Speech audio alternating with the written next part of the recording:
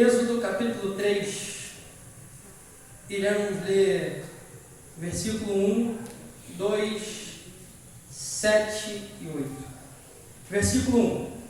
E apacentava Moisés o rebanho de Jetro, seu sogro, sacerdote em Midian. Então levou o rebanho atrás do deserto e chegou ao monte de Deus em Horebe. E apareceu-lhe o anjo do Senhor em uma chama de fogo no meio de uma sarça. Olhou e notou que a sarça ardia no fogo, mas a sarça não se consumia. 7. E disse o Senhor: tenho visto atentamente a aflição do meu povo, que está no Egito, e tenho ouvido o seu clamor por causa dos seus exatores, porque conheci as suas dores. Portanto, desci para livrá-lo da mão dos egípcios e para fazê-lo subir daquela terra, a uma terra boa e larga, a uma terra que mana leite e mel, a terra do Cananeu, do Eteu, do Amorreu, do Ferizeu, do Eveu e do Jebuseu. Senta, em nome de Jesus. Aleluia. Senhor, nós te agradecemos por esta palavra e pedimos ao Senhor neste momento, Espírito Santo, abra o nosso entendimento para que possamos aprender e compreender aquilo que o Senhor tem para nos instruir esta noite. Abra o nosso coração para que possamos dar ouvidos e sermos praticantes da tua palavra em nome de Jesus. Amém. Meus irmãos, antes de eu começar a falar sobre o texto, eu quero seguir uma orientação do Espírito. Existe alguém aqui que chegou aqui com uma dor de cabeça muito forte no meio da cabeça? Não é uma dor de cabeça que ficou o dia sem comer não, irmãos. Uma dor de cabeça localizada mesmo, no alto da cabeça, muito forte. Tem alguém aqui com dor de cabeça? Não? Amém. Livro de Êxodo, capítulo 3, a gente começa a história já falando sobre Moisés apacentando o rebanho do seu sogro. No capítulo 1 de Êxodo, vai contar a narrativa da descendência de Jacó e como o povo foi parar ali no Egito, através de José, que tinha sido escravo, e Deus o exaltou do Egito, foi governador, e toda a sua família trouxe cerca de 70 pessoas. E aí, o tempo passa, a família de Jacó morre, aquela geração morre, e agora um novo faraó do Egito, ele não conhece os feitos de José, e isso a gente conhece muito bem. E por conta do crescimento do povo, por conta do povo estar crescendo muito, até mesmo mais do que os próprios egípcios nas terras deles, o faraó pensa: caramba, essa galera aí a gente tem que cortar o mal pela raiz, porque senão eles podem se voltar contra a gente. Então ele tem a brilhante ideia de falar: olha só, os meninos que nascerem das hebreias, mata, passa o cerol, deixa só as mulheres vivas. No capítulo 2, começa a narrar sobre como Moisés entra no contexto da Bíblia, o nascimento de Moisés. Moisés nasce, um menino lindo, belo, formoso, maravilhoso. Sua mãe olha para ele: nossa, muito lindo, muito belo. Para não matarem o seu filho, ela o esconde por 3 meses, chegando a um período em que ela não consegue mais esconder a criança. Ela pega um cesto, unge o cesto ali, com betume, coloca o menino no rio, e por coincidência, quem diria, existe alguém no rio para salvar a vida do menino. Filha de Faraó vê, chama sua criada, e aí a gente sabe, que Deus faz algo extraordinário. A ironia da história, onde a própria mãe vai cuidar do filho e ainda vai receber para isso. Porém, Moisés cresce, e quando ele cresce, ele volta para o palácio, porque até então, filho da filha de Faraó. Moisés, certa vez ele sai do palácio, ele vê um egípcio batendo, maltratando o hebreu. Qual é a reação dele? Tá batendo o osso com meu osso? Então toma. Mata o egípcio, esconde o corpo, achando que ninguém nunca iria ver aquele problema ali, até que alguém vê. Outro dia Moisés sai e agora vê 2 hebreus discutindo e brigando entre si. E ele vai dizer: rapaz, por que vocês estão brigando entre si? Por que vocês estão fazendo isso? Vocês são irmãos e tal. Vocês são irmãos e tal, por que vocês estão brigando? E aí um dos hebreus vai dizer, mas quem colocou você como juiz sobre nós? Você vai me matar igual você matou o egípcio? E aí Moisés fica perplexo, porque descobriram o seu maior erro. E ele foge, porque Faraó neste momento decide matar Moisés. Moisés foge para uma terra até um pouco distante das cercanias do Egito, vai parar em Midian, onde ele vai parar em um poço, vai salvar, né, as filhas de Jetro, que são pastoras de ovelhas, e depois desse ato heróico de salvar suas filhas, salvar as filhas de Jetro, Jetro chama para dentro da sua casa, cuida de Moisés, ajuda Moisés, auxilia Moisés, e Moisés casa com uma de suas filhas. Ponto. Até aqui é o fim do capítulo 2.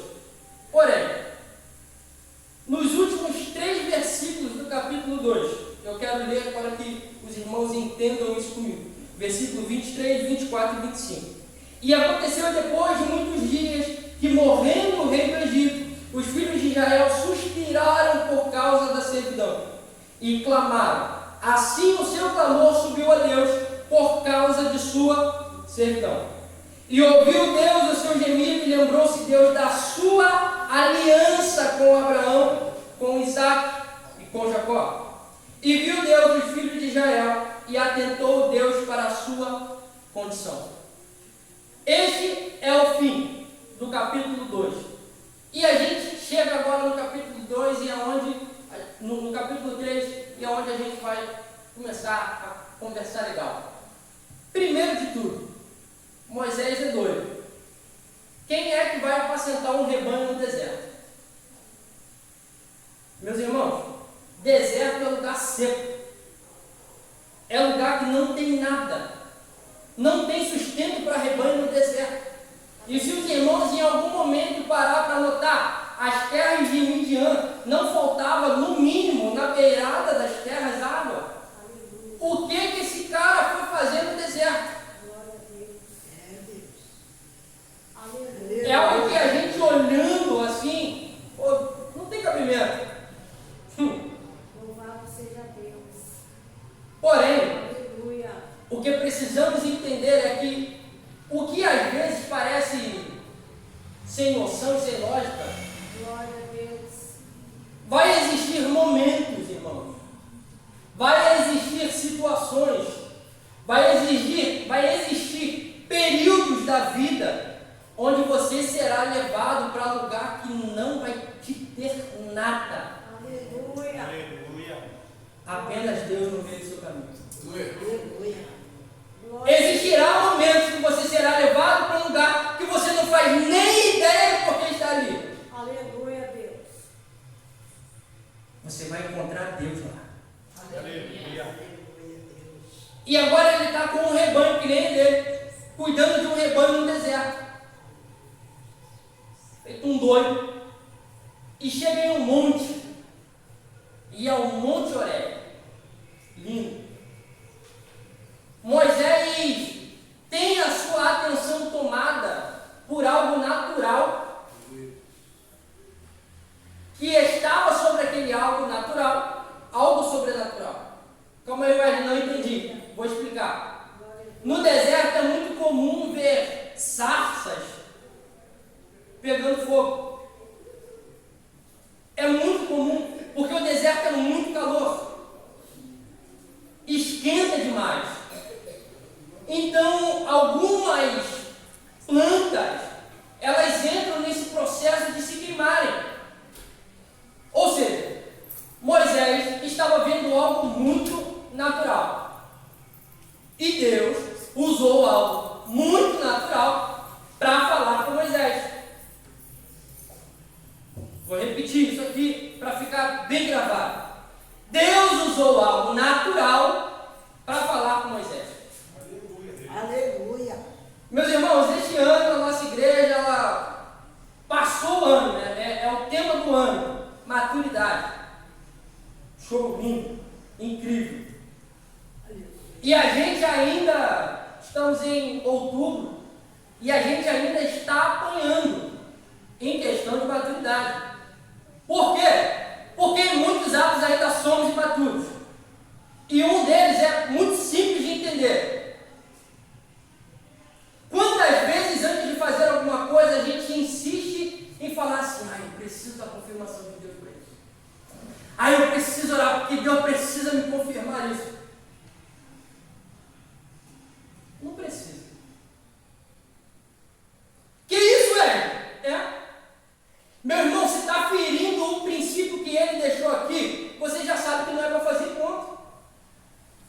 Do que mais você precisa? Do que mais você precisa? Qual é a forma que você ainda precisa ouvir Deus falando com você?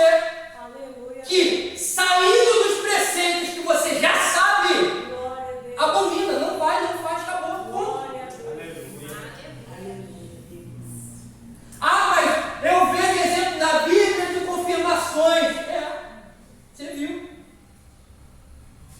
Mas vê se em toda a Bíblia tem isso. É um padrão para você seguir? Meus irmãos, se Deus quisesse que você enchesse o saco dele para tudo que você tivesse que fazer, ele não colocava lei.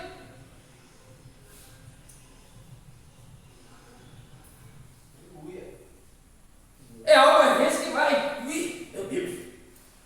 Não, mas escandaliza não, irmão. Escandaliza não. Para os pais vai ser muito mais fácil de entender isso. Você que é pai, quando você está ensinando teu filho, quantas vezes você precisa falar para o seu filho para ele aprender algo? E aí teu filho vai continuar perguntando sobre alguma coisa? Não vai. Por quê? Porque aprendeu. Aleluia. Mas não. O crente é teimoso. E por que a gente tem? Porque a gente sabe que o que a gente está pedindo confirmação está errado. Mas a gente quer se convencer de fazer aquilo dali. E aí, por misericórdia, Deus até deixa. Mas tu vai se lascar. Abençoa, Jesus. Algo natural. Deus usou algo natural para falar com Moisés. Natural. Só que nós ainda somos imaturos o suficiente para não ver Deus em tudo.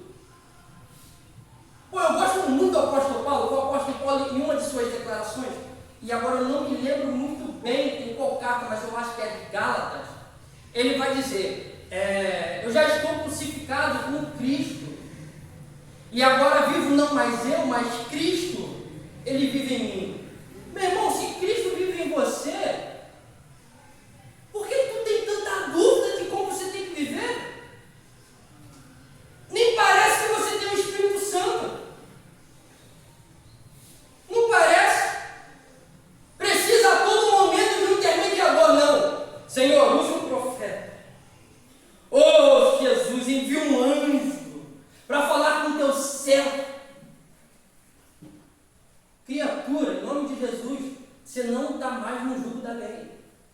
Então viva como se o próprio Deus estivesse dentro de você. Glória a Deus. Ele te deu essa autoridade para quebrar essa barreira. O véu não existe mais. E agora uma das coisas que mais me chama a atenção. O Deus que usou algo natural para mostrar algo sobrenatural, o que a sarça não se consumia. E isso chamou a atenção. Uau, top. E aí no versículo 3, ao qual nós não lemos, Moisés, ele se coloca muito curioso em saber, ele quer chegar mais perto. E aí quando Deus percebe que Moisés está chegando perto da sarça, Deus fala assim: Moisés, olha aqui para mim, filho, rapidinho. Tira a sandália dos teus pés. Porque o lugar, a terra onde você está é santo. Aleluia. Glória a Deus. Mas o que tem a ver? Abençoa, Jesus. O que tem a ver?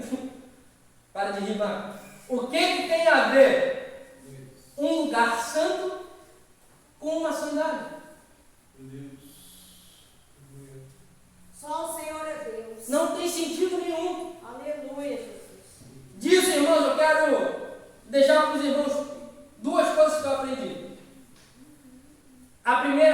é, irmão, Moisés está num lugar quente. O deserto é quente. Deus queria que Moisés tirasse a sandália para pisar em um local quente. Aleluia. Só que o deserto assim não é quente igual a gente fica às vezes no asfalto, consegue jogar um futebol. Meu irmão, a areia de Copacabana, meio-dia, com o sol rasgando, fica com o pezinho lá. Dói. E é exatamente isso. Às vezes nós precisamos ser feridos pela santidade de Deus. Porque nem sempre compreendemos que, declarando que Ele é santo, santo, santo, às vezes essa identidade do Deus Santo está enraizada em nós. Então a gente precisa ser ferido às vezes. E a outra coisa é,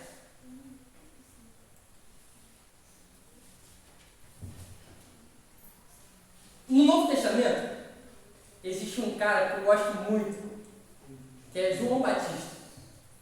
Certa vez João Batista está pregando lá no deserto, e aí ele vai dizer assim, ó: se arrependam, porque a voz é chegada no reino do céu. Eu vos batizo com água para a remissão dos pecados, para o arrependimento. Mas virá um, que ele é antes do que eu, e também é mais poderoso do que eu, a qual eu não sou digno de desatar as suas sandálias. Este vos batizará com fogo e com o Espírito Santo. Aleluia. Eu achei o mesmo discurso, em posições diferentes. João se coloca a não ser digno de desatar as sandálias. Moisés está sendo impelido por Deus a tirar as sandálias.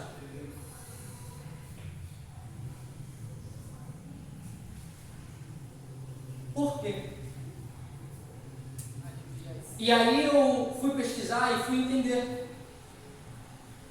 Não se sabe quando começou isso, mas aquelas regiões, por serem muito desertas, né? Tem muita poeira, muita sujeira. Então é comum o convidado de honra de uma casa, um exemplo para ficar bem lúdico, irmãos. O pastor me convidou para ir na casa dele. E eu sou um convidado muito honroso para o pastor, ele quer me honrar. O que ele vai dizer? Ele vai chegar para os seus criados, para os seus servos, para os seus escravos e dizer: olha só, quando o Edson chegar aqui, vocês vão tirar a sandália dos seus pés, vocês vão pegar uma bacia d'água, vocês vão cuidar dos seus pés por conta da viagem. Isso era um trabalho para escravo, para servo, tirar a sandália de alguém. Porque é humilhante, né? Você descer, tirar, humilhante. Aí agora se coloca primeiro no lugar de João Batista. Pô, tá vindo um cara aí. Tá vindo um cara aí. Que ele é tão brabo. Esse cara, ele é tão grandioso. Ele é tão poderoso. Que nem o trabalho de escravo eu sirvo. Eu não consigo me conter perto da presença dele. Eu não posso tocar nas suas sandálias. Porque nem para ser escravo, nem para ser servo dele, eu presto. E ele vos batizará com fogo. Aí agora se coloca no lugar de Moisés, onde é o próprio Deus chegando para Moisés e fala: tira suas sandálias. Ué, mas ainda assim, não tem muito sentido, mas vai ter sentido agora. Moisés foi criado para ser o quê? Príncipe.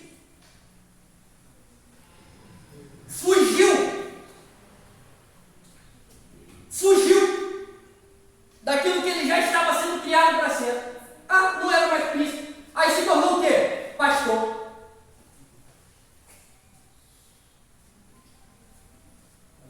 Aí ele se encontra com Deus no deserto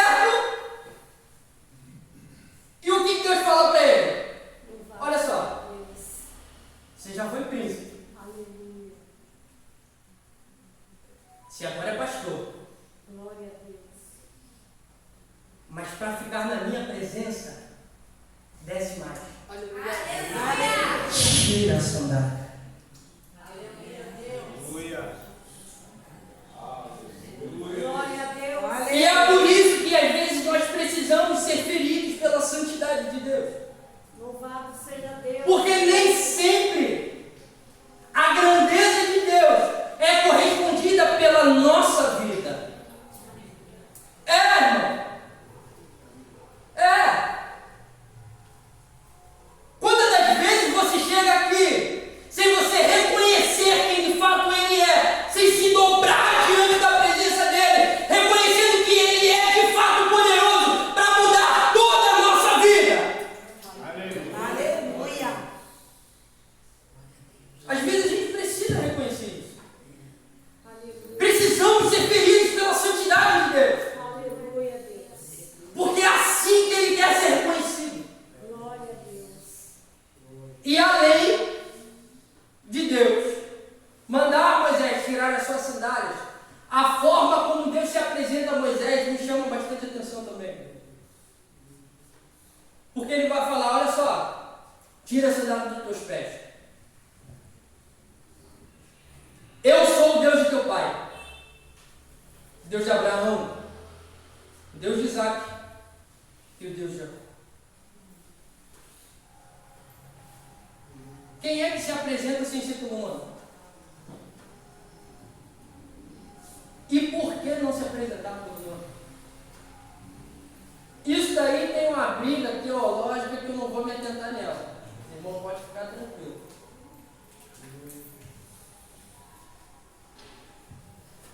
Mas as figuras usadas têm um motivo. Abraão, Isaac, Jacó. O que todos esses homens têm em comum? Duas coisas. Uma promessa e uma aliança.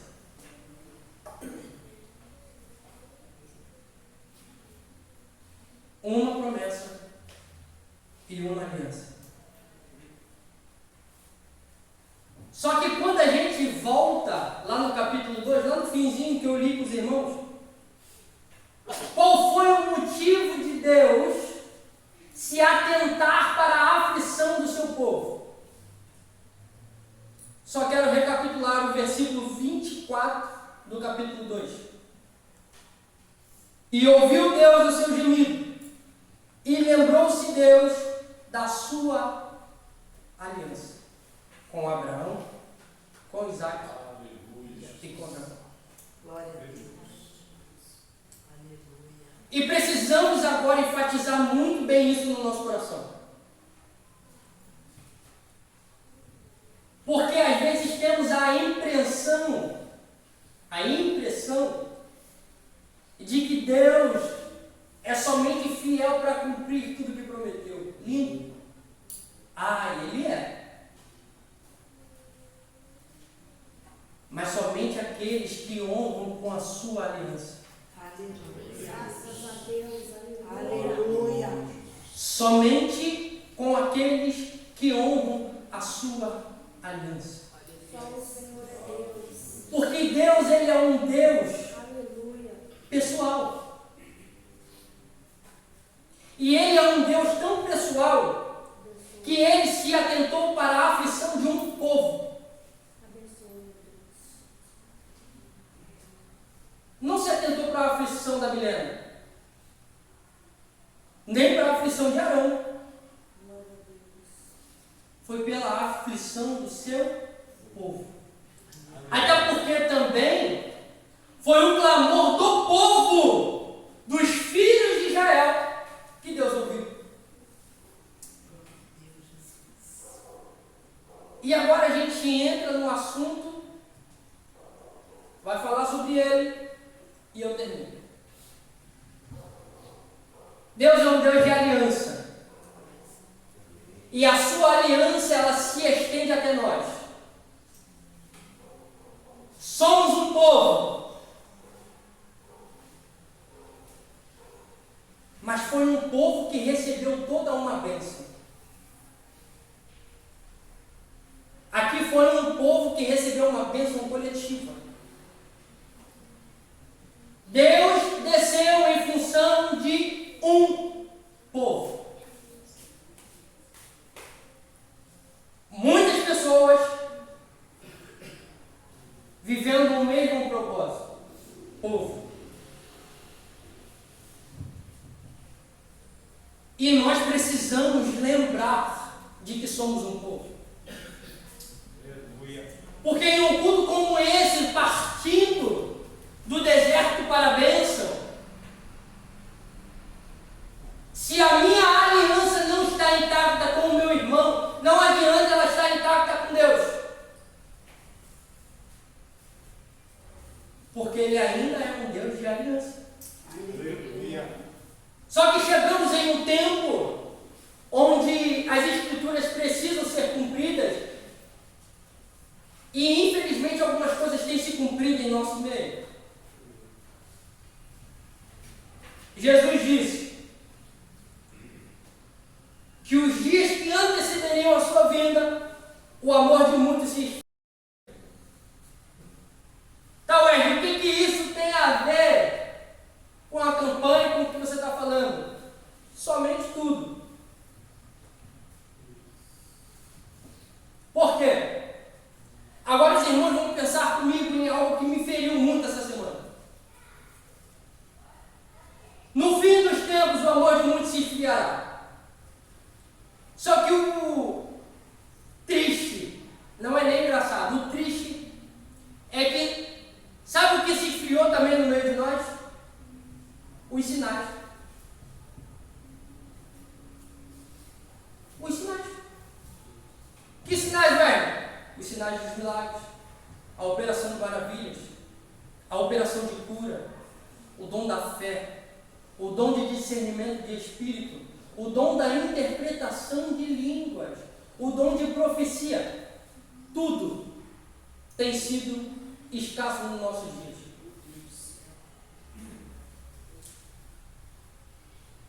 Porque nós somos um povo que estamos perdendo a nossa identidade de povo e estamos nos tornando pessoas individuais. E por que isso acontece conosco? Porque é muito enraizado e enfatizado em nossos corações frases como salvação individual. A minha parte eu estou fazendo, eu entreguei na mão de Deus. E outras declarações mais que em nome de Jesus precisa cair por terra do nosso meio.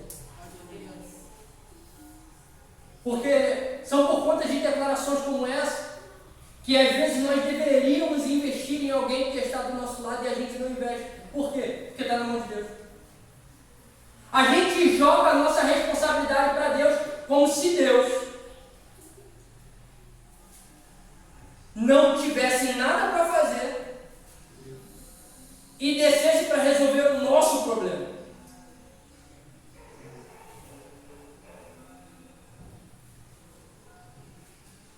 Precisamos voltar a entender o propósito do povo. E qual é? Jesus, graças a Deus, resumiu tudo em duas coisas. Amarás o Senhor teu Deus de todo o teu coração, de todo o teu entendimento, de toda a tua força, de toda a tua alma. E a segunda coisa, ame o seu próximo.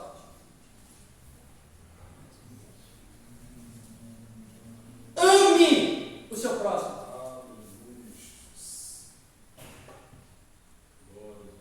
Mais uma vez só. Ame o seu próximo. E aí o apóstolo Paulo ele vai escrever em Coríntios 13, em 1 Coríntios 13, que o amor não é invejoso, o amor é benigno, o amor é paciente, o amor não se ensoberbece, o amor ele tudo sofre, tudo crê, tudo espera, tudo suporta. E é lindo quando usam isso no amor conjugal. Mas não é para usar não, tá, igreja? Vamos ser libertos disso hoje também. Pare de usar esse texto para se declarar para o seu esposo, para o seu marido aí, por favor. É o amor fraternal. Vamos parar para entender muito bem. No capítulo 12, o apóstolo Paulo está falando sobre os dons. No capítulo 14, ele vai falar sobre os dons.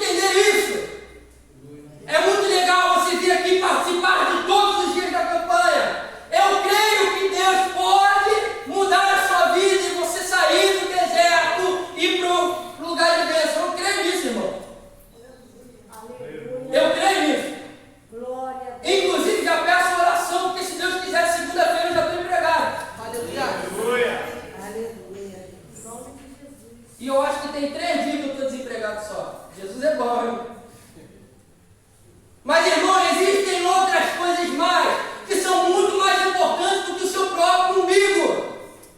Graças a Deus. Se você é capaz de chegar aqui, pede tanto pela sua vida, mas não consegue orar para o teu próximo com a mesma devoção que você pede para você, o que você está fazendo aqui? Vai orar em casa.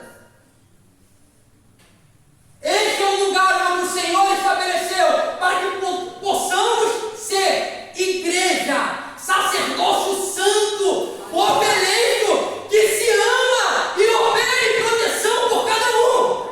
Aleluia. E se você não sabe viver assim, peça a Deus, não saia daqui não. Peça a Deus para que você consiga. Glória a Deus. Aleluia. Porque por merecimento nós não merecemos nada. Mito, merecemos sim o inferno. Mas a graça do Senhor nos alcançou. E hoje a palavra do Senhor também alcança os nossos corações para nos transformar e nos limpar das nossas macelas de soberba que nos impedem de orar pelo bem do nosso próximo. Aleluia.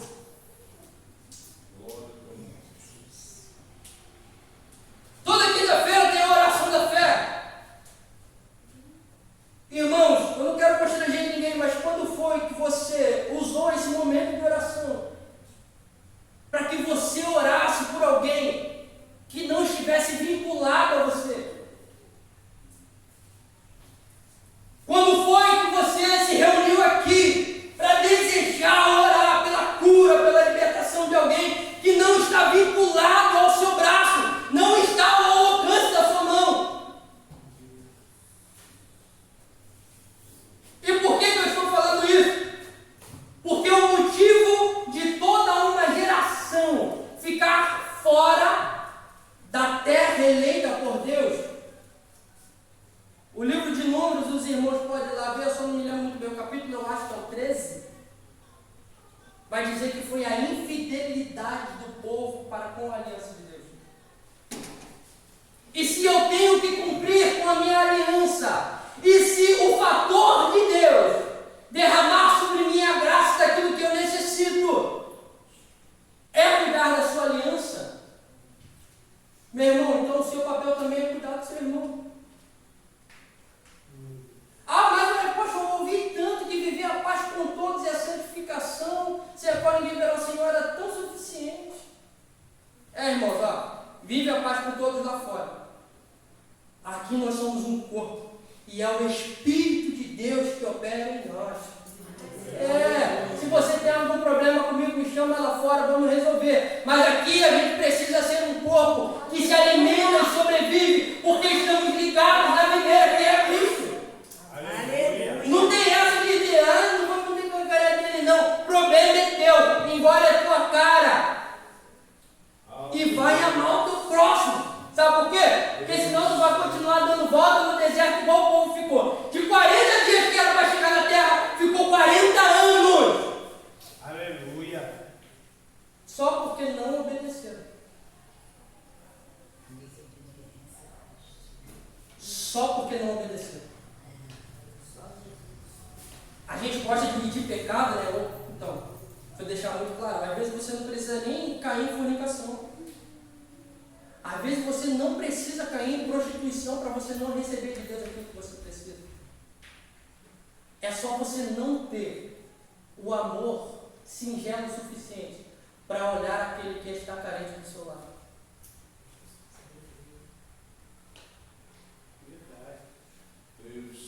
Fique de pé, iniciar. Aleluia. Me perdão, Senhor. Me perdão, pastor, porque eu falei muito. Aleluia. Meus irmãos, Abençoa, Jesus. sejamos hoje incendiados pelo poder do Evangelho. Aleluia. E qual é o poder do Evangelho? É o poder de um homem que consegue se sacrificar em uma cruz, totalmente nu, em favor de pessoas que nem o conheciam. Esse é o poder do Evangelho. E você consegue decifrar isso, ou consegue resumir esse ato em uma palavra que não seja amor? Se você conseguir, depois me avisa, pois eu não consigo. Quando alguém te pedir para demonstrar o poder do Evangelho, demonstre o amor que Cristo teve por sua vida. E esse mesmo poder, esse mesmo amor, que possa ser desencadeado de nós para que possamos ir.